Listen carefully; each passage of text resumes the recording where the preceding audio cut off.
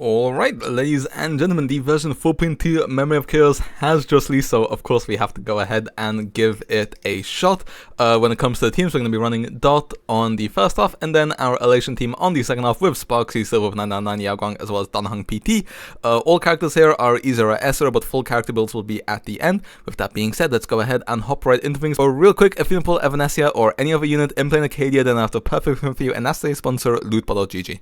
Lootbar is officially back with more secure systems and updated payment methods, so you can top up in games like HSR and Genshin for cheaper, as you can use the code LOCKUP for 5% off on your purchases, and you can receive double on your first top up bonus as you would in game with the HSR 3rd anniversary, and they have thousands of positive reviews on Trustpilot, so they are trustworthy, and I've used their services myself before. Their services are safe, simple, and secure. All you have to do is enter in your UID and your region in order to get your purchases. So be sure to check out Lootbar with the link in the description. Back to the video. Alright, well then, here we are on the first half with our Dot team. We do have Black Swan in our first slot, just so that she can get the Lushaka buff from our Kafka, because goddamn have they made Black Swan OP after the buffs.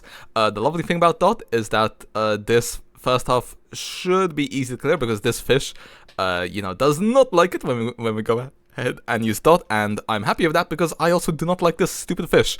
I elected not to go ahead and use our skill there on our Hyacine, just because we go ahead, we'll probably get it next turn, and we shouldn't die in this first turn. We do also have the death reduction from our Hysilens as well. Just gonna go ahead and pop the ultimate here. We didn't have much Dot stacked up, but I used our Kafka ultimate anyway, just because she gets it up so quickly that it's like, it won't be a big deal. Okay, you do action forward here, but I don't think that you'll take us out. I think only the little guys are gonna hit us, and that's, yeah, these guys tickle, bro. Okay, I think I'm actually gonna go ahead and go down the middle here, just so that we can apply the Death Shred. Did that attack become AoE? It looked a bit AoE, I'm not sure. I don't even remember. I don't fully remember the Black Swan buffs. All I remember is that her debuffing as well as Dots are just kind of insane now. But anyway, we have our max HP increase from our Hyacine, as well as the attack reduction from Hysilens as well, so we should be doing some pretty insane amounts of damage. I mean, just look at all the Arcana on the enemies. If that's not insane, then I don't know what is. Okay, gonna go ahead and Hysilens is in a duel, but that's fine. Gonna go ahead and break this guy with a skill. Should deal quite a bit of damage to him. Okay, damage dealt increases. Perfect. Love to see that. Go ahead and ult for 1.7 mil. We absolutely love to see that. Some good Dot damage as well coming in. Okay, we're just gonna go ahead and ult on our Hyacine's turn as well. Might as well if we have it. Actually, maybe I should have saved it there for when we're a bit lower, since we already had it up, but it's fine. I do wish our follow-up did not trigger on an enemy like that, but it's fine. I think that boss should go down here to the Dots. Yeah, okay, nice. No zero cycle in the first half, unfortunately, but that's fine. Okay, we can conserve SP here a little bit. Actually, Kafka's gonna go first, so we're just gonna go ahead and skill and kill. Oh, we don't. Okay, that's fine. Just gonna go ahead and basic here. And okay, we'll take 3 skill points for the start. We're also close to our Hyacines ultimate as well. Actually, I should not have ulted here. Although we do have the death reduction, so we'll get our ult up soon anyway, and it also gives us enough follow-up shot. You know what? It's not the worst.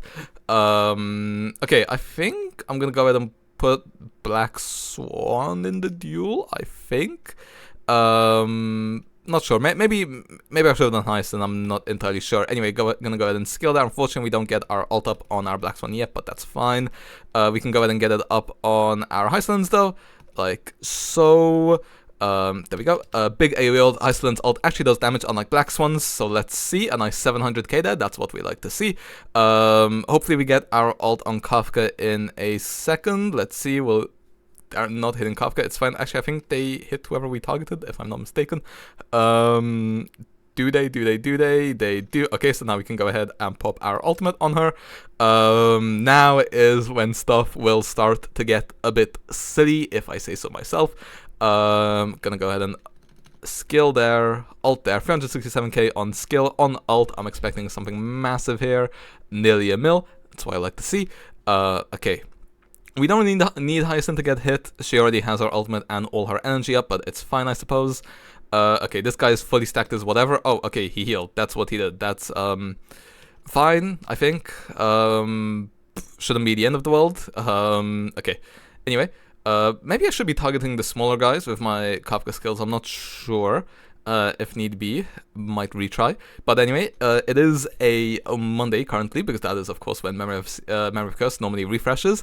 But there's something else coming out next Monday, and that is, of course, Mortenax Blade, which is so exciting. I've basically been waiting 2 years for that. Which, so, you know, it's crazy to finally see him. He first of all, the design looks great. That one scene in the trailer, goddamn. Designers working overtime, clearly. Okay, this guy is also quite low right now, which is what we like to see. Maybe I should have waited to use our ultimate, but like I said, I feel like we'll just get it so often that shouldn't be a problem. Yeah, man, I'm just, gosh, it's so cool to finally have a new blade from, like I said, I've been waiting basically 2 years. You know, you can run him as a sustain, I mean, you could technically run him as a sustain, but that's not what I'm going to be doing. That's not what I recommend. You know, you can run him as a universal support. It's insane. You can also run him as a dual DPS with Ashbel, which is what I am most excited for. Also, of course, we just about miss out on our ultimate there, which is unfortunate. Yeah, dual DPS, you can run him. You can run a main DPS as well if you want. But although I do feel like the dual DPS setups are probably a bit stronger, at least in my humble opinion. So yeah, I feel like the DPS tours will definitely need to be updated when Blady releases, and we'll see how we go ahead and rank the dual DPS team. Like I said, I'm just so excited for all of that. I think I'm not going to go ahead and use our skiller. I think I'm just going to go ahead and basic. 39% HP, that's nice. We just need him to not... I've lost my trail of thought. We don't have Arcana stacked up on these guys, but I don't think there's much we can do. I think we're just going to have to go ahead and pop the ultimate here. 639k, it's fine. Go ahead and proc the skill. I'll just go ahead and proc it like this. Maybe I should be doing it down the middle. I'm not entirely sure. I don't like having to prioritize targets in AoE fights like this. Actually, I think I definitely want to take these guys out so that he doesn't heal. I think I'm making a slight mistake there. I don't even remember how this guy gets his stacks up, to be honest. Okay, 13. You know, let's go right down the middle. Let's see how much damage does this do. Not much. Okay, I think we're probably better off just going for the main guy in that case. Yeah, this what happens when you don't read a boss's mechanics and it's been a while since you fought it. I really can't see what makes his stacks goes up right now, if I'm being entirely honest. Still 1 out of 5, 3 out of 5 all of a sudden. Oh, is it when they attack the main? Okay, it seems to be when they attack the main target. Okay, that's interesting. I think he's gonna go ahead and heal her no matter what we do. Maybe we can reduce the amount of healing here. Maybe, mayhaps. Looking like a no.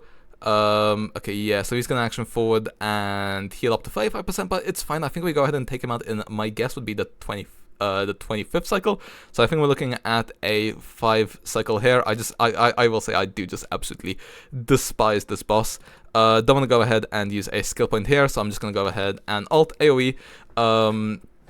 But yeah, what was I with Mortenax Blade? Design, incredible. Gameplay, exciting. Strength seems to be very, very strong. So yeah, you're definitely not gonna hear any complaints from me. We don't get our ultimate there on our Hyacine, which is unfortunate. I thought that we would. We shouldn't die here, if I'm not mistaken. Actually, maybe Black Swan's at a bit of risk, but these guys are going down right now, which is nice. And if we skill, okay, yeah, okay, never mind. We should be chilling. I think we're chilling. Okay, yeah, perfect. We're definitely chilling. Okay, we don't have Kalka's follow-up attack. If we did, we might have been able to take out the sting on the right and then focus this into him, but it's fine. Okay, 19% health. I think we can go ahead and deal this much. Let's see. Let's go ahead and lock in here. I will talk about the Fate collab characters in the second half. Don't worry. That is also exciting stuff, if you ask me. I'm hoping we can get a 5 cycle here instead of a 6 cycle. It would be a bit unfortunate if it was 6. Go ahead and skill here. Okay, it's okay, yeah. It's not. Yeah, it's unfortunate we don't have another Kafka follow-up attack. If we did, there's a chance, but never mind. We go ahead and get a 6 cycle instead of 5, but it's fine because we do have the Elation team on the bright side. Well, what isn't on the bright side is that my Sparxie died, so we have to go ahead and do this again, which is wonderful. Using our Silverwolf technique first, because I only just found out that if I go ahead and use Sparxies, if I use Silverwolves and then switch to Sparxie, that I don't get it. So yeah, thank you to the commenter who pointed that out. But yeah, as I was saying, when we were doing the first half, very excited for Bladey, perfect design, perfect gameplay, perfect teams, and also the Fate characters I'm very excited for as well. Also, before I talk about the Fate characters, the reason why we skilled Sparxie is to assign her as the bomb mate so that she gets the attack buff, and once she gets the attack buff, it brings her up to 3.6k attack. But yeah, okay, actually, let me go ahead and I'm hopefully going to play this right. One thing I do struggle is knowing exactly when to ult with our Silverwolf. So what I'm going to go ahead and do is we're going to get our Yaoguang ultimate there. And then we get some punchline here. What we're now going to do is we're going to ult, and then during Yaoguang's ult, we're going to go ahead and pop the Silverwolf ult, which will go ahead and put us in our form, but we're not going to take our attack yet. Instead, we're going to have another aha instant, and then Silverwolf will be able to use her damaging Elation skill as well as get the punchline from it. And once that's over, okay, we don't quite have our SS rank, which is sad. But oh, actually, wait, now we hit it just before the final hit, which is nice. So I think that's the optimal play, if I'm not mistaken. We don't waste too much AV trying to build up some MMR, you know, stuff like that. Like I said in our tier list ranking, I do consider Evanescence to be the slightly stronger Elation unit, personally speaking, at least the way things stand right now. That is just my current opinion. Here we hit for 718k. I also just feel like she feels a bit better to play, because I feel like, you know, you don't feel as reliant on stacking something like the MMR. Just having a regular energy honestly feels slightly better, in my opinion, for how both these units are built. You know, I think the special energy works really well for someone like Fei Shao or for someone like Acheron, but I actually do just like the regular energy bar more for Evanescence than Silverwolf's energy bar. I also think it works quite well with casters and stuff like that. But yeah. Anyway, Fate characters. First of all, Gilgamesh looks very, very cool. I hope he has some synergy with both Blade and Ashvale, because imagine Ashvale, Blade, as well as Gilgamesh, and then all we're missing there is like a Dunhung PT, although, you know, that team would have to be really strong to be able to run Dunhung PT, so instead you're probably gonna have to run Huohuo, especially if Gilgamesh scales on HP instead of attack. But either way, just those 3 core, that is one hell of a team to look at. Also, you have the maybe he'll just work with Blade, maybe he'll just work with Ashvale, maybe he'll just work with one of them. Although if he works with both, that would be ideal. Or if he just works with Blade, that would also work, because, you know, he is a free unit. So I would definitely take that. I doubt he might not synergize with the other Fate characters, or maybe Rin will synergize with Archer and then Gilgamesh with Saber. Alternatively, Rin might just be a main DPS, but I doubt it, because we also got Himiko Nova. That was a very hype announcement. I'm excited to see a new Himiko form coming out, but I doubt they'd make another DPS, so my guess, also I'm just trying to spam skill here. Okay, we do manage to pull off the same thing that we did on the first half, but yeah, I doubt that they're gonna make Rin a DPS if we already have an Erudition DPS, so she's either going to be an Erudition sub DPS, which will work with Himiko and the Herta, or maybe not with Himiko, but maybe like the Herta and hopefully Archer and Saber maybe. I'm feeling like she's going to be more of a sub DPS-y Buffy type of character, which will work well with Archer, maybe even the Herta, and hopefully Saber, because I have Saber. By the way, we did manage to one cycle there, the first half, which I will definitely take. Those enemies are quite annoying, and if I'm being entirely honest, I don't properly know how this boss mechanic works. I think, okay, you don't have the damage reduction thing, so I think I just want to focus on hitting the big enemy with this, which in my opinion seems a bit pointless, but it's fine, whatever. Anyway, what was I saying, because I have completely lost my trail of thought. Oh yeah, Rin, please unbrick Saber. I pulled Saber on my old account. I think we even lost the 50-50, so it took us quite a few pulls. I remember we did so many pulls on those banners that we ended up getting Archer's Light Cone. We definitely pulled for Saber. I think we also picked up a Sunday, and then we also got Archer's Light Cone as well. So, you know, that was very nice. That was a cool moment. I really enjoyed doing those pulls. I also really enjoyed Saber when she came out. I actually thought she was better than Archer, but how things change with time. So yeah, Rin, please unbrick my Saber. You know, we have our Evanescence, where we also have an E1 we can activate on her. I'm just not doing it quite yet. We also have a full Firefly team, well, which is E0S0, but it's so strong right now that it's fine. Our next run will be with Evanescence first half as well as Firefly second half, or maybe I'll swap the halves around. I'm not sure. We'll wait and see. But yeah, Rin, please save my Saber. You know, we have an Exa on the account who's probably our third best DPS, but without Cyrene, he doesn't feel quite as good. We are still running him with Sunday Saridra, and which would actually be a very nice team if we had S1 Sunday, but we can't constantly skill on Saridra, so we don't always have our speed buff up whilst we're running attack boots on our Nexa. So, you know, it can feel a bit squeaky bum time at times, if I say so myself, would be the best way to put it, in my humble opinion. What was I also gonna say? I once again have lost my trail of thought. Yeah, Rin, please unbrick Saber. I want to have her as a tertiary option to Firefly and Evanescence, especially Firefly if, I don't know, they decide to make break not work for one of these halves. So yeah, please Rin, if you could do that, that would be so kind. If Gilgamesh doesn't synergize with any of the units on that account, I'll probably just pull an E1 Archer and make him even better. Actually, no, Archers are tertiary DPS. Nexa is more like the fourth slot right now because we don't have Cyrene. If we did have Cyrene, he'd be higher up, but after we picked up Sparkle's Nova Flare, we have Archer's Light Cone, like I said, because we did so many pulls after losing the 50-50 there that, yeah. Anyway, once again, do the exact same thing where we're gonna ult during this turn. We should be able to kill the Pom-Pom. It feels so weird saying we're gonna kill Pom-Pom. We do also start off with the SS rank, which is nice. Sparxie should take him out here, which is nice, so then we can go ahead and filter all of our damage into the big boss. First of all, we just get the, okay, it's only 91k, but it's fine. The main thing is that we do get the MMR and stuff from that. Anyway, go ahead and clean up here. I do love how he is kind of cleaning themed. That feels very on track for Pom-Pom. Like I said, both of these boss mechanics, I honestly could not properly tell you what they did. When I did that Firefly boss, the wannabe Sam boss fight in the story, it got destroyed. Last MOC, I just didn't. Last time it was an MOC, I used Finon, and I got too depressed from running E0S0 Finon. Also in that tier video, I did put E0S0 Finon in the A tier instead of S or SS tier, which did hurt me, but yeah, Finon is so painful to use in that MOC that I just only cleared it on my old account. We were 1% off on our main account, so we basically cleared it. I just didn't get the full stars, even though I definitely could have if I wanted to, but I just, that MOC depressed me so hard that I didn't feel like it. So, yeah. I can't fully tell you what the boss does, but you know, the team did a good enough job. I do wish it could have been slightly quicker, but like I said, it definitely should have been a 5 seconds instead of a 6 cycle. That was just my error. And then if we had slightly more optimized builds and stuff like that, then we probably could have gone ahead and gotten something like a 4 cycle, but it's fine. Very nice damage here coming out of our Silverwolf as well. I feel like I've gotten a bit better playing Silverwolf, but don't quote me on that. I still don't think it's far from ideal. If you guys want to tell me any better first cycle setups and stuff like that, then, you know, feel free to. Either way, we're just gonna go ahead and use our skills here.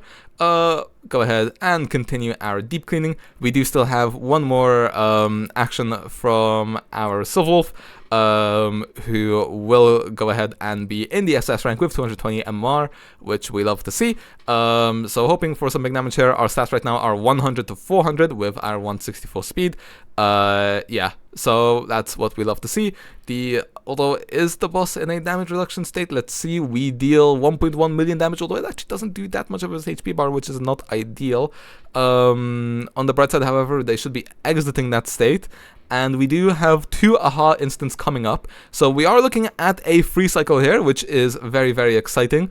Okay, perfect. Nice damage coming out of... Oh, okay, very nice from Sparxie as well, actually. We're gonna go ahead and ult here on Sparxie, generate a bit more here, and then we're gonna ult on Yaoguang. Finally, go ahead and use the Silverwolf ult as well. I think this is overkill. I think he's gonna die before even the next Aha instant. Yeah, he does. Okay, so we still had an Aha instant plus a Silverwolf skill to spare. So yeah, very convincing free cycle there.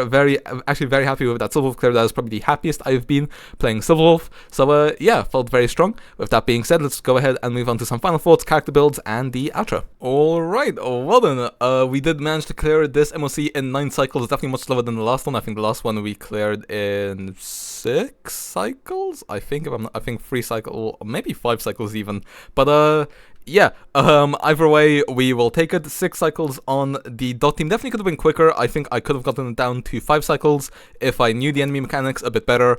And then also if I had slightly better builds on the dot team, if I had Eagle, stuff like that, then maybe I could have even gotten it down to 4 cycles at E0S0. I'm not sure. Then again, the memory turbulence basically did not help whatsoever, but it's fine. And then the Silverwolf team, 3 cycles, very, very happy with the clear. Definitely carried us a decent bit after I said that Evanesia is the strongest E0S0 elevation DPS. Maybe Silverwolf is here to prove me wrong, but we'll see once I do my Evanesia clears. But yeah, I did make that take in the tier list video. We'll see how that ages. When it comes to our character builds, real quick, starting off with Hysilens, 3.3k attack, 135 speed, with 120 EHR, Eyes of the Prey S4 Lightcon as well, Trace is maxed out. Relic says just speed and EHR because we do need to hit those breakpoints, especially because we do have attack boots on her right now. Rivalry set as well, although these pieces are definitely far from the best. Eidolons as well, E0. When it comes to our Kafka, she's on 3k attack, 163 speed, so we do hit that 160 speed threshold. Lightcon S5 tutorial, Traces maxed out basically, 2p speed so that we can hit that 160, and then we are also on Lushaka to give our Black Swan a bit more attack. Used to be Hysilens, now Black Swan after her Nova Flare, E0. Black Swan herself is on 3.4k attack base speed because she is also on attack boots, but she doesn't need to hit that 134. Eyes of the Prey, S1 as well, Traces maxed out, and then, yeah, our Black Swan I think is the one who could have the most stuff done to her build. Once again, speed and effect rate, but she is on the Pan Cosmic set to get that EHR, but I think I did just recently get an Eyes of the Prey, so we might actually be able to change this into the Revelry set. We just need to roll good substats, and I also need to farm it, but I'm a bit busy farming for Elation right now, also E0. And then, also if we had Huahua, our Claire would have been quicker as well, but I did not pick her up on the selector. I am still saving my Golden Companion spirits, and I will only pick up Huahua if I absolutely have to, because I can't clear endgame. But if not, then I'd rather not. Hyacine as well, maxed out stats. Light Cone, we do hit the 200 speed threshold as well, 5k HP threshold as well, nearly the 100 crit damage as well, but her crit damage doesn't really matter in this team. The fact that she's on Warrior Goddess doesn't matter either. And then also E0. Now when it comes to our Elation team, Silverwolf is on 164 speed, 94 crit, 100% in battle, and then 115 crit damage, but that keeps going up in battle. S5 of the Mushy Shrimps Adventure Light Cone, Traces maxed out, Relics as well, speed, double crit, speed, crit damage, crit rate with speed and crit damage, speed with double crit, and then HP Orb with speed and crit rate, and then HP here with 14.2% crit rate. I will take 28% CP from just without even having crit damage, E0 as well. Yaoguang is on 160 speed as well as 82% crit rate, which will become 100 in battle. Mushy Shrimps Adventure, once again, S1.